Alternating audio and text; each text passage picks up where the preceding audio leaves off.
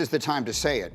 The New York Jets of 2024 are one of the colossal failures in sports. But when you consider the future Hall of Fame quarterback and the trade they make for his longtime best friend and all these young players they have on the roster, and they fire the coach because it's going to make them better and it only makes them worse, and everything else, all the words that have been said, all the words that have been written, all the actions that have been taken, all the hype and all the belief that has existed, and what the actual results have been, the Jets of 2024 are one of the greatest, most colossal and embarrassing failures in sports history. And that sticks to all of them. You just look at the New York Jets right now. Davante Adams is in the house. Garrett Wilson is in the house. Breece Hall is in the house. Aaron Rodgers is your quarterback. And they look absolutely, utterly lost. It makes no sense whatsoever. And we've got 9 games left in the season. And the Jet season is practically over. They got me. I believed in it. I absolutely believed in the talent of this football team, but they are so poorly coached. There is no damn team. Forget it. I'm done. Don't think, just do. That is essentially what New York Jets owner Woody Johnson described as his approach to building a winning team. Well, with the team now set to enjoy its 14th straight season without playoff football, I think it is fair to argue that Woody Johnson might not know what he is on about. His chaotic 25-year tenure has been defined by missteps, poor decisions, and far more headlines than playoff wins, making him one of the most criticized owners in professional sports.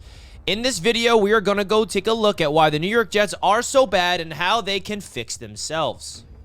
As we all know, ownership matters in football. Just look at how good the Washington Commanders are after ridding themselves of the despised Dan Snyder, or how bad the Cleveland Browns are after their ownership offered up a fully guaranteed contract to Deshaun Watson. Misplaced trust and poor decisions can set franchises back for years, or in this case of the Jets, decades. Woody Johnson bought the New York Jets in 2000, initially taking the approach of mostly staying out of the way. This seemed to work out pretty well, with the team enjoying 4 playoff trips between 2001 and 2006. But then, in 2009, Woody started to make his presence felt a bit more. He hired Rex Ryan in the 2009 offseason and was instantly vindicated, as the team made it all the way to the AFC Championship game in both the 2009 and the 2010 seasons. Perhaps Johnson had a knack for his ownership malarkey and was right to get more involved. Well, not quite. That 2010 campaign would be the last time the New York Jets would make the playoffs, kickstarting a 14-year stretch of pure misery and chaos. So what was the first sign of bad things to come from Johnson? In 2012, the Jets were just 2 years removed from their second consecutive AFC Championship appearance, and fresh off an 8-8 season in 2011 that suggested they weren't far off competing again.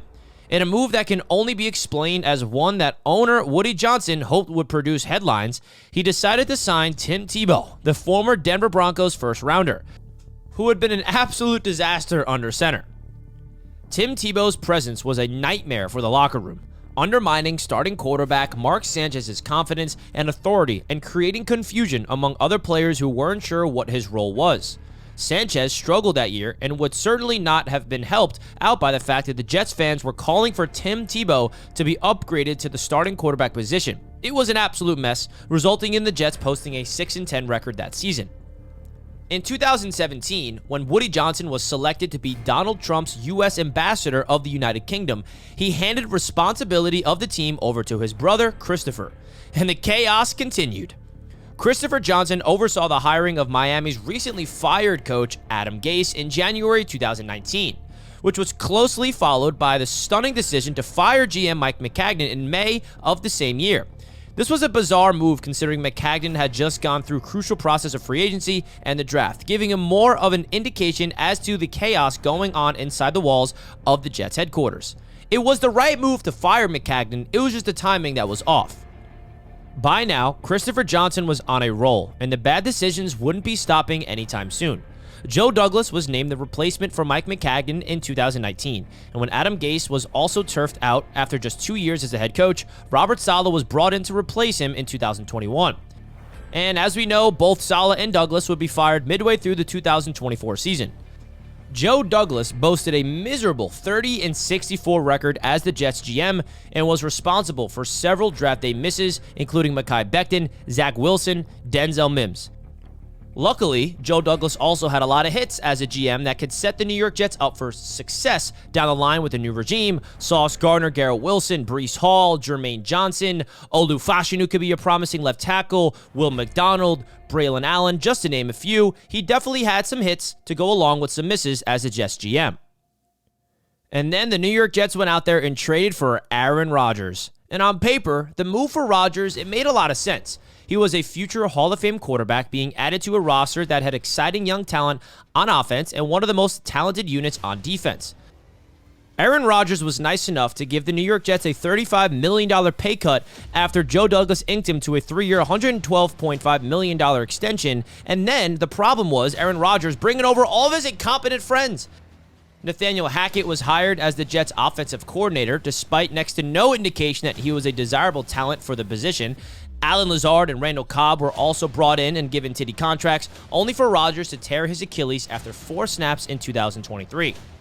Before, as we see right now, Aaron Rodgers playing well below his standards in 2024. The 2024 season has been as chaotic and disappointing as any Jets in history. First, there was the messy Hassan Reddick holdout, which Woody Johnson made worse by saying Reddick would be welcomed back with open arms, all but removing his GM's leverage in the negotiation. Then, there was the controversial firing of Robert Saleh after a Week 5 loss to the Minnesota Vikings, and not long after that, Joe Douglas was also canned.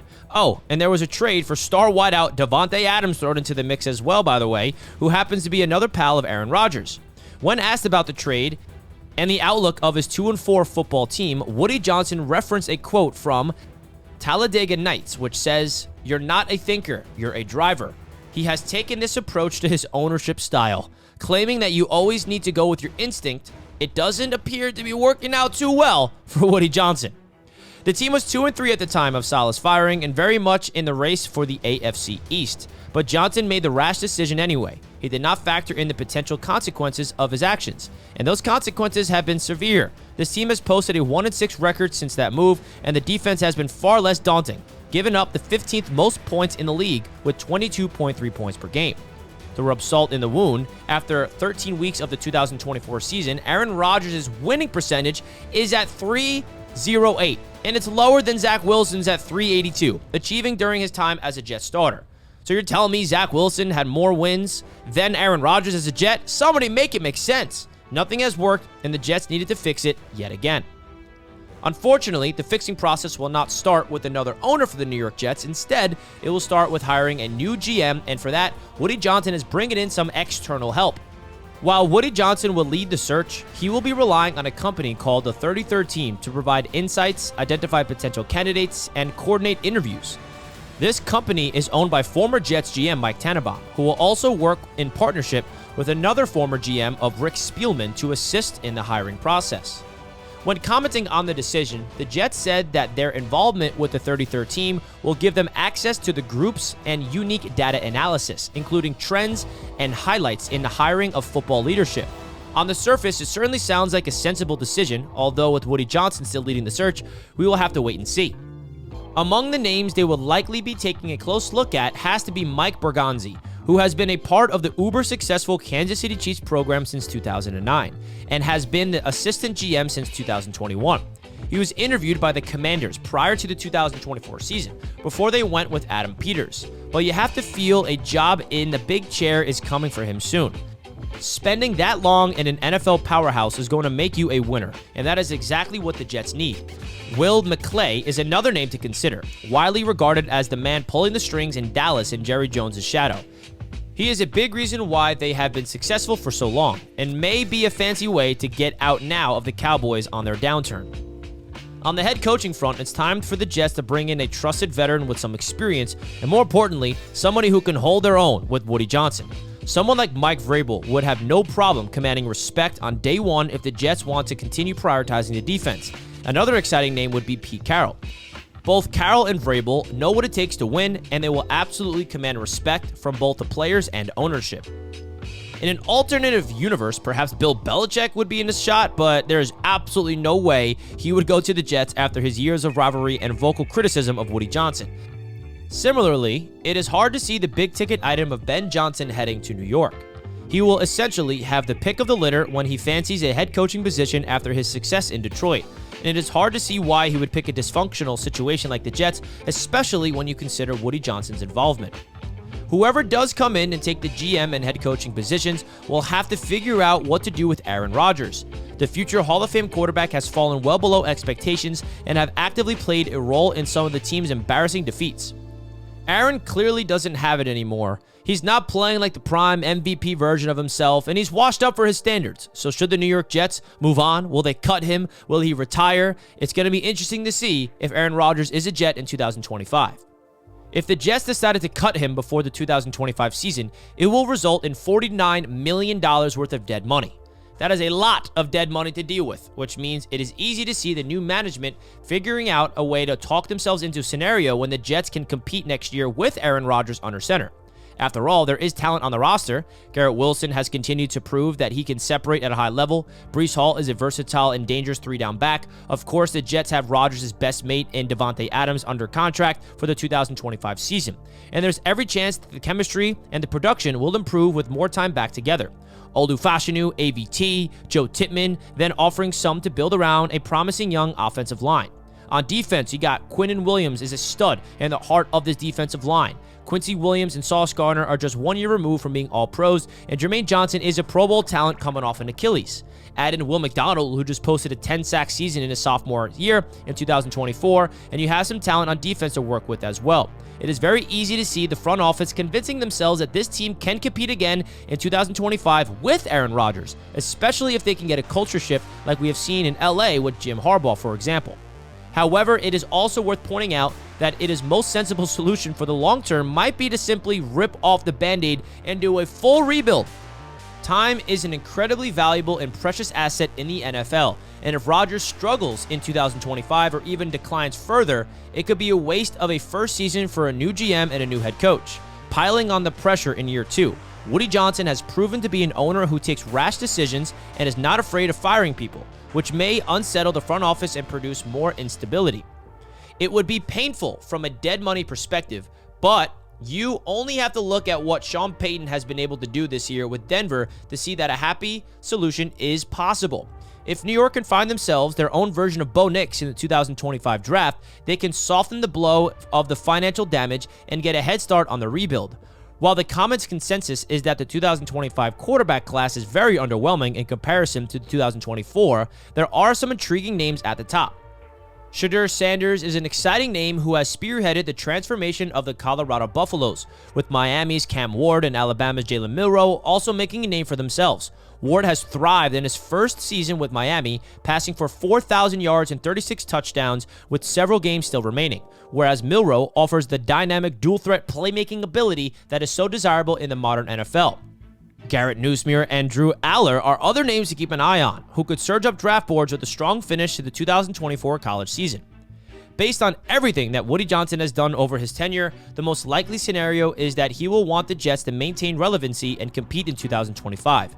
While you can certainly talk yourself into that being a legitimate possibility, the most sensible route is to admit that this team has its flaws.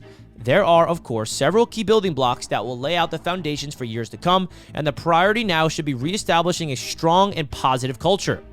That starts with hiring of a good GM and a good head coach that will work together well, and must be followed by the correct pick at quarterback. If the New York Jets can do just that, there's no reason to think that the rebuild has to take too long. And on the off chance that they hit the jackpot in the draft, the talent already existing on the roster could legitimately help the right rookie quarterback produce a winning season in 2025.